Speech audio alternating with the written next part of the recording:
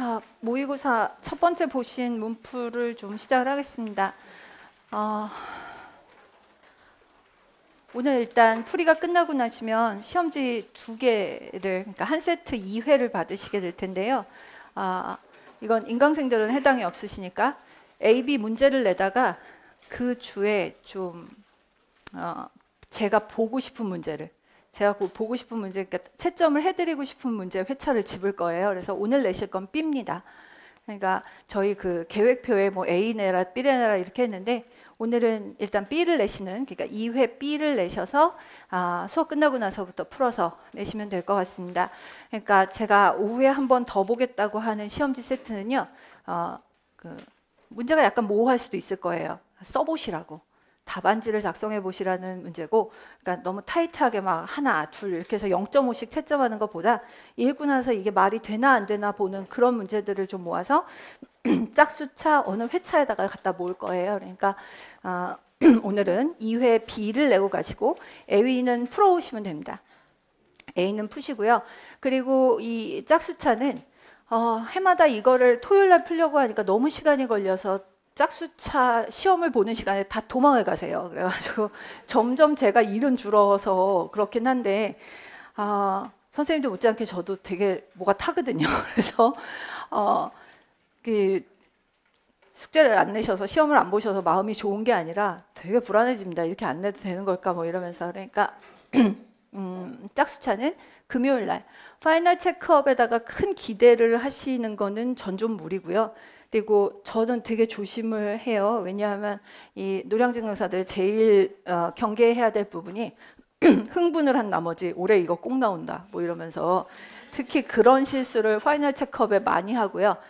그런 실수를 또 반대로 얘는 절대 안 나온다 이런 말도 하다가 폭격을 맞는 사람들을 너무 많이 봤기 때문에 그냥 정말 큰 테두리에서 시간도 하루에 4시간밖에 안 잡았고 일주일에 한 번씩 4회면 끝날 거니까요. 그냥 큼직큼직하게 제목이랑 용어 같은 것들을 이렇게 떠올리면서 기출 관련된 거 있으면 한번 보여드리고 하는 거를 한번 해보는 정도일 거예요.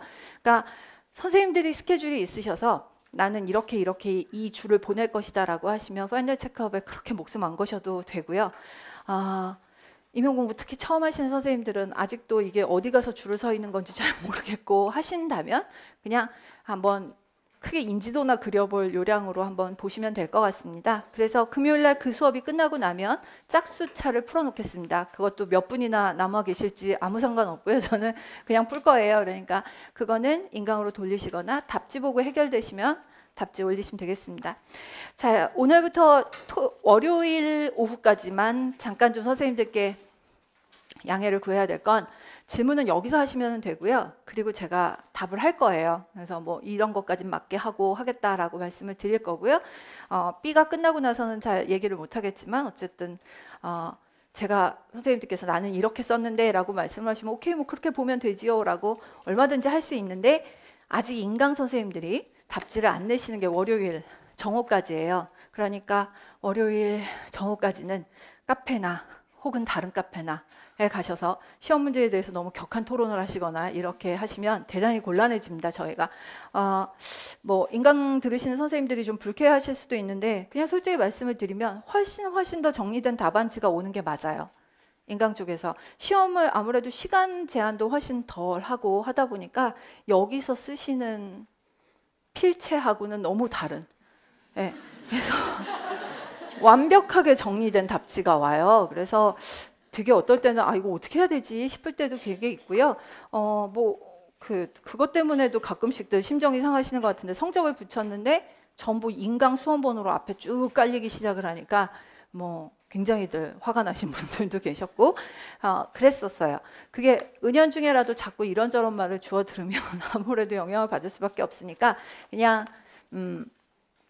선생님들께서는 질문을 조금만 늦춰서 해주시거나 정 답답하시면은 카페에서 쪽지를 보내시거나 그렇게 하셨으면 좋겠습니다. 자, 그리고 이제 첫 주라서 좀 긴장을 하셔서 그렇고 이제 다음 주쯤부터는 이제 시간이 좀 남는 듯한다 싶으면 일찌감치 나가셔서 매우 즐겁게 시간을 때우시다 들어오시고 이렇게 될 텐데요. 아시잖아요. 실제 시험에서 선생님들 절대 시간 안 남으실 거예요. 시간이 남으면은 불안해서 자꾸 고치다 또 틀리는 거고요. 그러니까 천천히 시간 얼마나 걸리나 몇 줄이나 쓸 수 있나 이렇게 보시면 되겠습니다.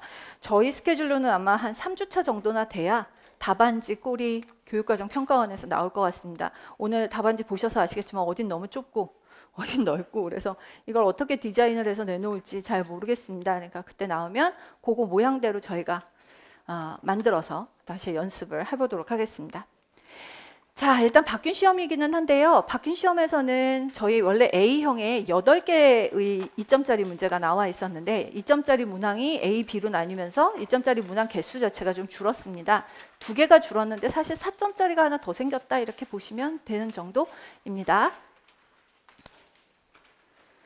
자, 그러면 1번 1회 A부터 좀 보도록 하겠습니다. 1번입니다. 2점짜리면 점수 따기가 상대적으로 좀 쉬워야 되는데 구도가 문제 보셔서 아시겠지만 더 좀 어지럽게 만들어 놓는 경우들이 꽤 있었습니다. 그래서 2015 중학교 음악 수업 지도안이라고 이야기를 했고 있는 거 그대로 가져오기 위해서 배움 활동이라고 저희 잘 안 쓰는 말이죠. 그냥 도입, 전개, 정리 이렇게 얘기를 하는데 배움 활동이라는 걸 가운데에다 집어넣었고 그리고 이 안에 바흐의 후가와 모차르트의 피아노 소나타를 비교하는 수업 을 주로 하는 거를 보고 계시고요. 아이들은 상당히 재미있게 글도 쓰고 뭐 이런 수업을 한 거를 보실 수가 있을 겁니다. 배움 정리 단계에서는 바로크 음악과 고전 음악 비교 감상을 한다. 뭐 이런 이야기가 나오고 있고요. 지도상의 유의점이라고 나와 있는 거에서 사실은 여기 이런 데들이 다 키워드가 되겠죠. 시대에 따라서 명곡이 다르다라든가 그런 내용들이 좀 있었을 겁니다. 그리고 찬찬히 보시면 이런 것도 있는데요. 바로크 시기에는 귀족들을 위한 음악을 주로 만들었다라든가 바로크의 어떤 가치관이나 시대 상황 같은 것들이 나타나고 있다라든가 뭐 이런 내용들이 좀 들어가 있는 거를 보실 수가 있을 거예요. 화성 음악은 어땠다든가 이런 내용들을 놓고 자, 선생님들께서는 이 수업이 어떤 수업이고 어떤 이야기들이 돌아가고 있구나는 보셨을 거라고 생각을 해요. 그런 다음에 문제는 뭘 드렸느냐 하면 이 지도안에서 성취기준 안에 들어가야 될 게 무엇인지를 한번 써보고 그 다음에 그 성취기준과 관련된 내용 요소에 대해서 한번 써보십시오 라고 해서 문제를 드렸습니다. 그렇다면 이 수업은 우선 하나를 결정해야 되겠죠. 표현, 감상, 생활화 중에 어디 들어간다? 감상이다. 그러니까 중학교 수업이라고 했죠. 09예요. 09, 02 이렇게 시작하는 감상 영역의 성취 기준 중에 하나가 와야 된다라고 보시면 될 것 같습니다. 그리고 그렇게 됐을 때 가장 어울리는 건 뭐가 될까요? 역사, 문화적 배경 속에서 그 얘기를 하는 게 제일 좋겠죠. 뭐 중학교 수준의 요소와 개념 이것도 아닐 것 같고 그래서 선생님들께서 쓰실 수 있는 제일 좋은 답은 02, 03에 해당하는 성취 기준을 쓰시면 될 것 같고요. 그리고 그와 관련된 내용 요소도 음악의 역사, 문화적 배경을 쓰시는 걸로 1점씩 가도록 하겠습니다. 자, 그 다음에 아마 채점을 해봐야 될 텐데 선생님들께서 성취 기준을 어느 정도나 정교하게 외우셨는지 잘 모르겠어서 그래서 이 전체 문장에서 제일 키워드가 되는 건 역사 문화일 테니까 아마 사회 문화 이렇게 쓰시거나 하면 한 0.5 정도 깎는 걸로 그렇게 진행을 하도록 하겠습니다. 2번입니다. 제 생각과 선생님들 생각이 항상 상당히 차이가 나는 부분이라고 봐야 되겠죠? 염영춘 피리학보라고 하면서 미리 염영춘이라고 말씀을 드렸습니다. 그러니까 계면두거가 될 거예요. 계면두거이고요. 해당 부분의 정간보이다 5선보와 비교하여 해당되는 식임새 기호를 기입하시오라고 했습니다. 처음에 4점짜리에 갖다 놨다가 이거 큰일 나겠다 싶어가지고 줄여서 그냥 하나에 0.5 정도씩만 해결을 하자라고 해서 드렸습니다. 자, 그러면 일단 저랑 하셔야 될 일이 있죠. 피리는 어떻게 소리가 난다? 중임남 이렇게 소리가 나고 물을 불 수 있는데 잘 안 불고 황태, 중임남 이런 형태로 많이 간다. 이런 형태로 많이 간다. 근데 만약에 태주평조나 이런 게 사용이 돼서 고가 필요하거나 하면 고를 연주를 할 수는 있는데, 그러니까 태하고 중 사이에 뭐 고나 이런 거를 연주를 할 수 있는데, 기본적으로 피리 연주자들이 잡고 있는 스케일은 요거다라고 말씀을 드렸어요. 그리고 지금 선생님들께 하나 이렇게 뭐랄까 헷갈리시지 않게 하려고 일부러 영양춘을 드렸는데요. 지금 딱 보시면 첫음이 뭐가 됩니까? 태거든요. 그래서 머리 복잡하게 생각하지 맙시다. 얘가 계면인데 왜 태가 나왔지? 이런 거 정말 생각하지 말고요. 그냥 그런 건 다 내려놓고 일단 이 곡이 첫음이 태로 시작하는 파다라고 이야기를 한다면 첫음은 여기서부터 이렇게 잡아놓고요. 첫음 여기서부터라고 잡아놓고 그 다음에 우리 이 음들이 어떤 식임새를 붙이면서 가는지 한번 보겠습니다. 첫 마디 부분을 제가 비교를 해놨는데 이것까지 찾아드리면 안 될 것 같아서 그건 표시를 안 했는데요. 여기가 되겠죠? 여기가 될 겁니다. 그러면 태를 중심으로 해서 황, 중, 태. 황중태 이렇게 될 거예요. 우리 국악곡들 시작할 때 정말 이렇게 많이 시작하는 거 아시죠? 요렇게요. 하나 아래 하나 위 제자리 요렇게요. 쓰였으면 좋겠습니다. 자, 잠깐 보고 왔는데요. 선생님들 답을. 아, 어떡하지? 막 이러면서 하나 아래 하나 위 그리고 본음 이렇게 적어놓으신 분도 계시고, 근데 얘들은 되게 시가가 있는 음들이잖아요. 시가가 있는 음들이고요. 음 옆에 적으셔서 빠르게 장식음으로 붙이시는 기호는 요거예요. 그래서 그걸 하나 쓰셔야 되겠고, 그 다음에 두 번째는요. 요건 뭐 사공에서 소리를 낸다 그런 뜻이니까 이 한자 옆에 사자 붙은 거는 걱정 안 하셔도 되고, 2번은 여기입니다. 여기입니다. 그러면 미, 파, 미파 이렇게 해갖고 몇 번 떠나요? 2번 떨죠. 그래서 겸요성표가 여기 이렇게 들어가면 되거든요. 겸요성표가 이렇게 들어가면 됩니다. 아, 아까 본 답안지 중에 이게 있던데 한번 물어보겠습니다. 정공자한테 이게 되는지. 어떻게, 저도 처음 봐가지고 이거 어떡하지? 그러면서 보고 있었는데 하여튼 좀 물어봐서 그런 경우를 한 개라도 봤다면 그렇고 아니면 그냥 틀리신 걸로 처리를 하도록 하겠습니다. 어떤 분 답안지 하나 또 그렇게 나왔었는데요. 추성 하나 올리고 요렇게요. 추성 하나 올리고, 왜냐하면 추성 올리면 미, 파 이렇게 된 다음에 미파 요렇게 해서 쓰셨는데, 이거 그 국립국악원 보든 선생님들 예전에 저희 특강 때 드린 자료든 뭐든 간에 찾아보시면 되게 이렇게 쓸 적에는요. 정간이 2개 정도 있을 때 여기서 추성을 달고 다음 칸에서 이렇게 들어가지 이렇게 한 박 안에서 많이 쓰지 않습니다. 그래서 겸요성표 쓰셨으면 좋겠습니다. 자, 그 다음입니다. 그 다음이 3번인데요. 3번은 어느 자리냐 하면 요 자리입니다. 아마 지금쯤 굉장히 속상하신 분들이 많으실 텐데 답지를 보시면서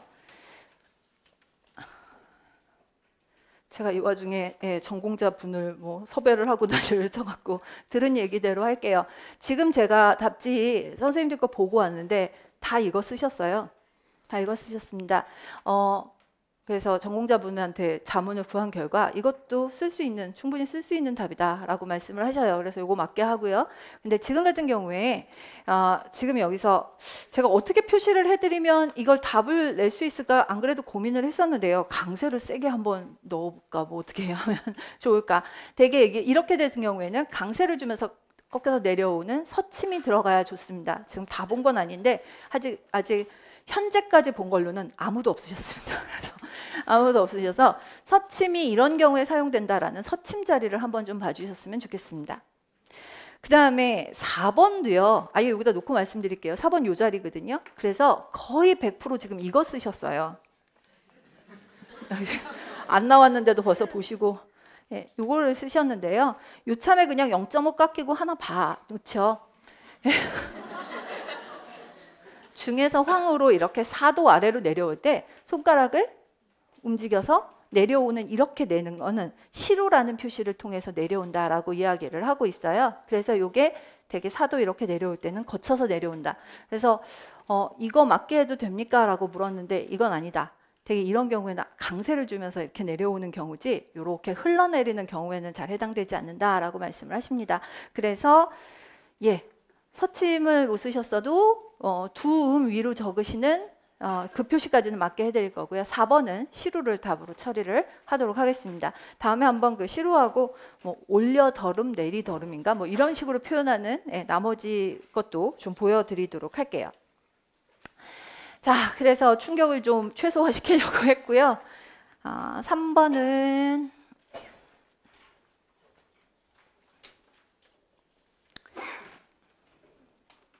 악기에 대한 문제가 지난번에 양금이 나왔으니까 그 양금 이야기를 하면서 좀 같이 보시면 어떨까 싶었는데요. 우리 음악사의 모모에 대한 기록은 고려사 악지 당학조에 처음 나타난다. 이 문헌에는 구체적인 모습이나 이런 거 정도는 없고 현의 개수 정도만 나와 있고 악학괴범에 처음으로 다음과 같은 기록이 있다라고 이야기를 하고 있습니다. 이게 혹시 기억을 하실까요, 선생님들? 그 대성신학이 들어왔을 때 당학기에는 없었다가 고려사 악지를 보니까 당학기에 슬쩍 끼어 들어와 있는 애가 3개 정도 있다고 말씀을 드렸어요. 뭐였죠? 해금,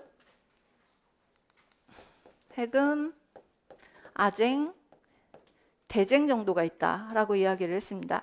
대쟁은 뭐 산조가 시작되면서 하고 아무 상관없는 악기니까 필요가 없을 것 같고, 그래서 여기 안에를 보시면은 일단 굉장히 편안해지실 것 같은데요.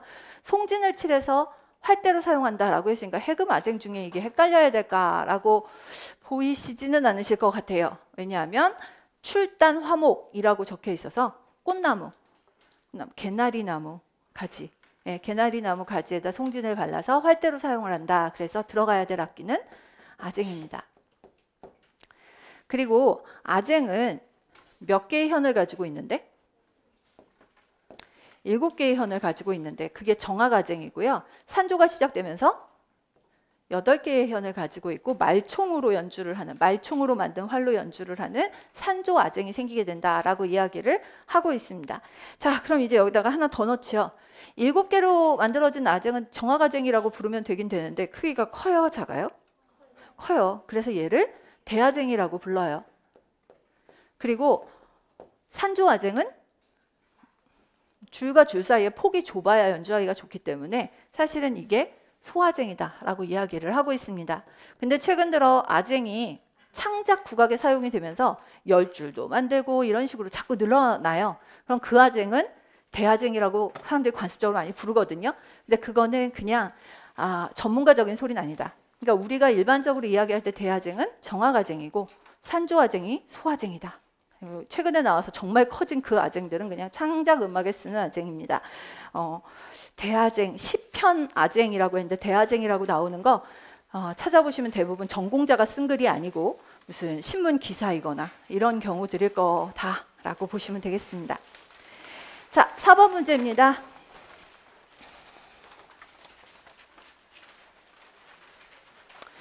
(4번) 문제는 바흐의 파르티타라고 되어 있습니다. 문제를 너무 쪼잔하게 안 내고 싶어서 파르티타라고 이야기를 하면 모음곡의 한 종류, 그리고 실내 소나타도 비슷한 애들로서 춤곡이 모여 있는 걸 보실 수가 있죠.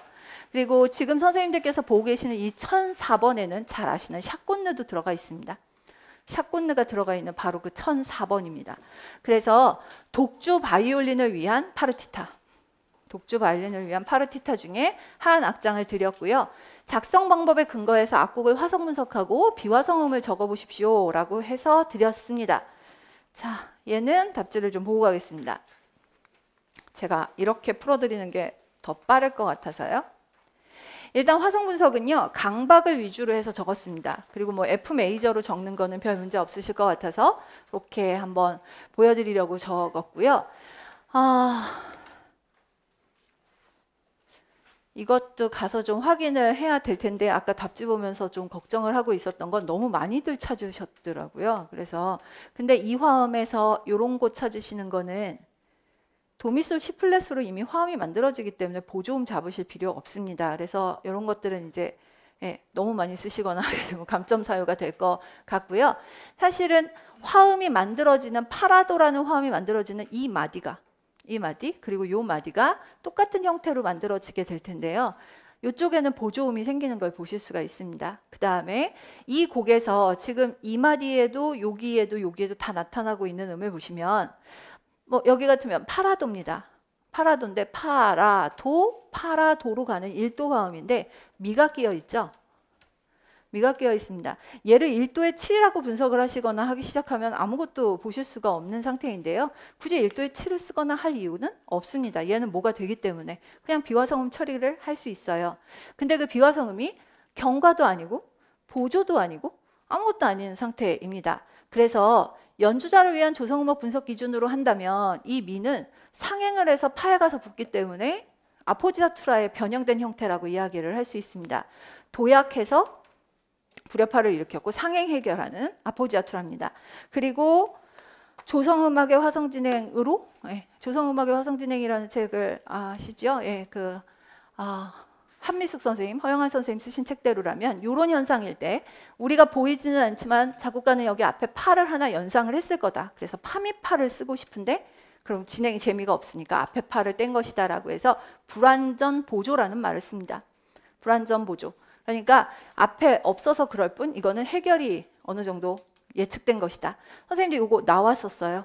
나왔었습니다. 채점을 어떻게 했는지까지는 저희가 상세하게 모르지만 상행 해결하고 있는 아포지아투라로 보셔도 되고요. 그 다음에 불완전 보조음으로 보셔도 됩니다. 그래서 이렇게 되는 하나, 요거 하나, 그리고 하행 보조 하나 하는 형태로 비화성음을 두 가지 잡아주시면 될 것 같습니다.